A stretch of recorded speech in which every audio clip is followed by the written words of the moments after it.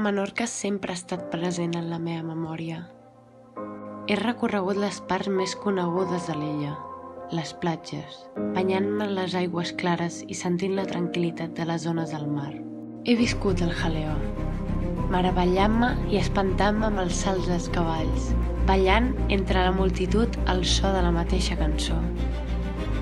I m'he acostat a un far salvatge, on els dies de tramuntana el mar demostra la seva força, però també he tingut la sort de visitar racons més especials. Enmig de la natura s'aixequen antics poblats que mostren, en silenci, el passat de Menorca.